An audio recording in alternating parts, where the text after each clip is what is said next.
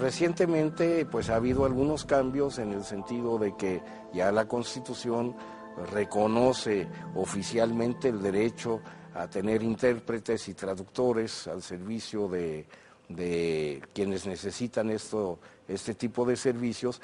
¿Qué ha cambiado en el sistema de administración de justicia? ¿Hay progresos en ese sentido? Por ejemplo, la formación de traductores, el uso de traductores en los ministerios públicos, en los tribunales, ¿realmente está resolviendo un poco algunas de estas cuestiones o es algo más profundo que no hemos atacado todavía? Larisa, ¿tú nos puedes decir algo al respecto? Pues primero agradecerle, doctora, la invitación de participar en estos programas y yo decirle en primer lugar que para los pueblos indígenas el que haya injusticia no se limita solamente a cuestiones, por ejemplo, de procedimientos y particularmente penales. El hecho y sucesos como los que comentaba Marta Sánchez, en el sentido de que las mujeres siguen viviendo una situación muy particular de acceso a un desarrollo de vida personal y colectivo, pero también la niñez de nuestro país, la niñez indígena, que hoy por hoy no tiene garantizados varios derechos, como por ejemplo el de la salud o el de la educación, hablan por sí mismos de situaciones de injusticia en el país, ¿no?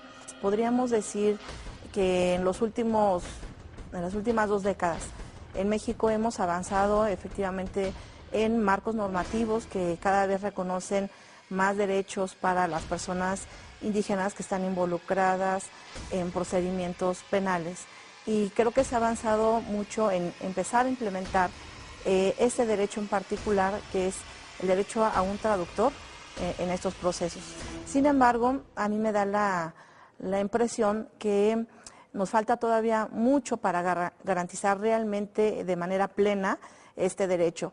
Y me quisiera referir, por ejemplo, a cuestiones que, si bien es cierto que en los juzgados o en agencias del Ministerio Público ya se logra nombrar a un traductor o alguna intérprete para que faciliten el diálogo entre las autoridades y los compañeros y compañeras indígenas, la verdad es que todavía deja mucho que desear esta manera en cómo se cubre el derecho.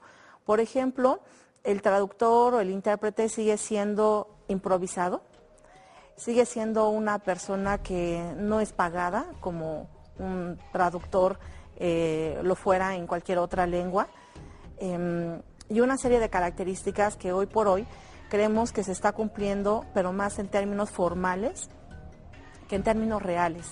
Y nada más para cubrir, bueno, el requisito de que tengan a la hora de las declaraciones, por ejemplo, este derecho, pero durante el resto del procedimiento simplemente se olvida nuevamente el mismo. Entonces, sin desconocer estos avances que ha habido en entidades federativas, en la propia federación, creo que todavía nos falta muchísimo, pero muchísimo para poder decir que estamos avanzando con gran velocidad a como realmente se requieren estas cuestiones a nivel nacional, diría yo. Entre las cuestiones que se debaten en el país con respecto a la administración de justicia, está la idea de que hay una justicia para indígenas y hay una justicia para no indígenas.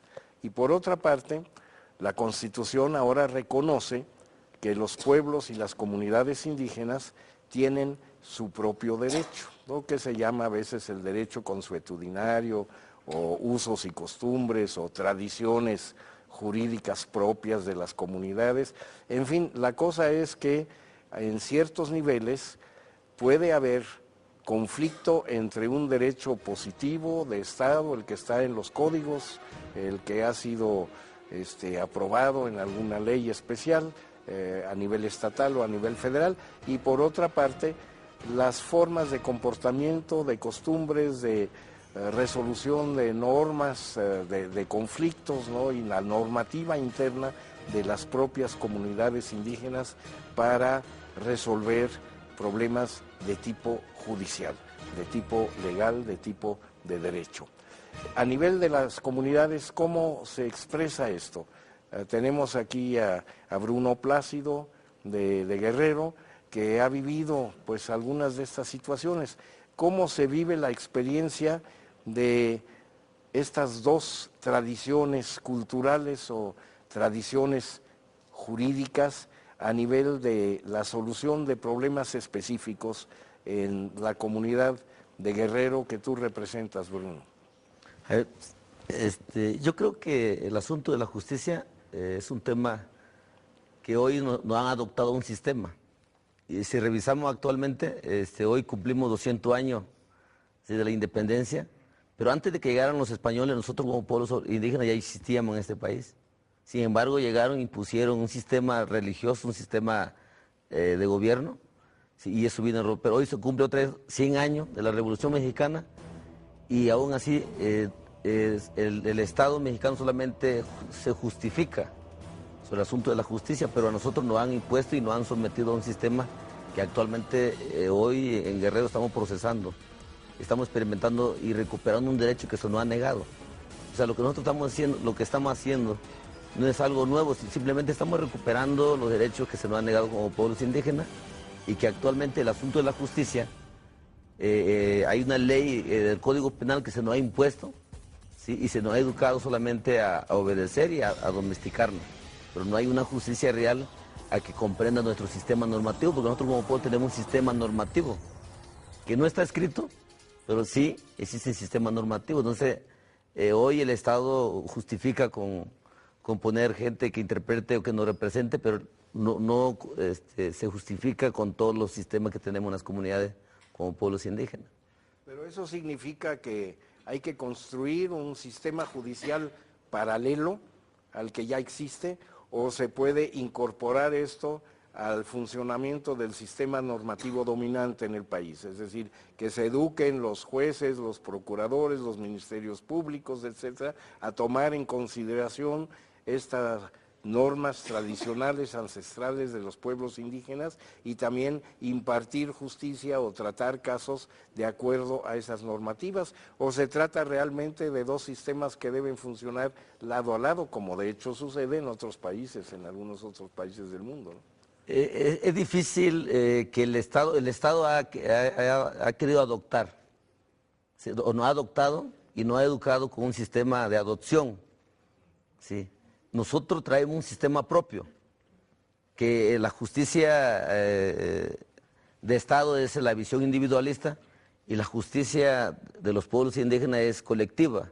Nosotros hacemos el ejercicio del juicio oral, hacemos la justicia pública, ¿sí?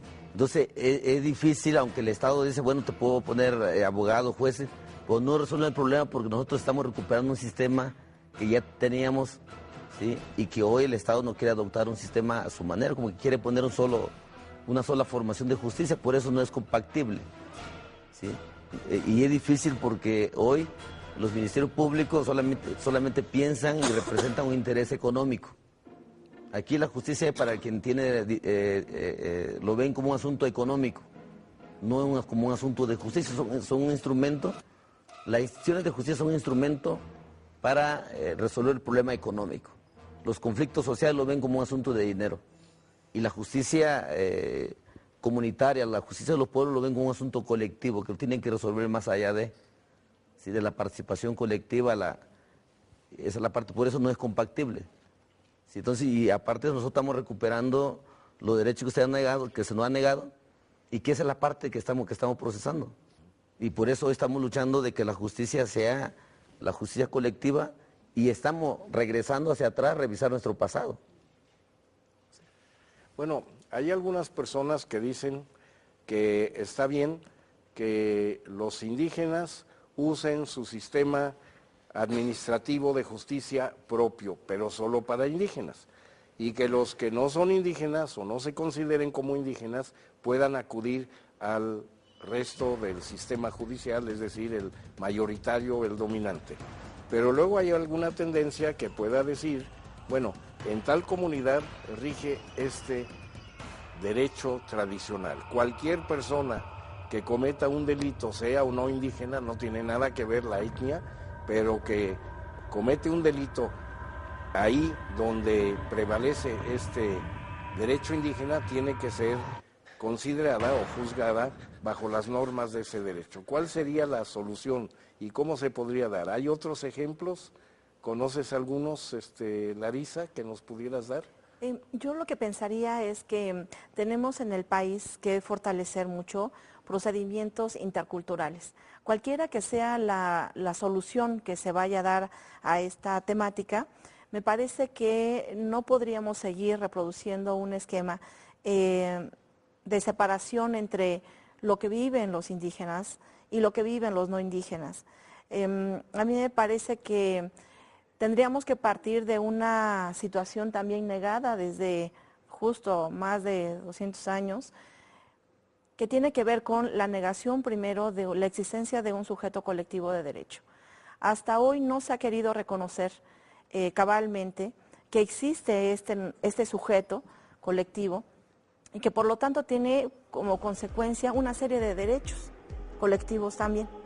Y uno de estos derechos es precisamente el que cuente con su propio sistema jurídico, su propio sistema normativo.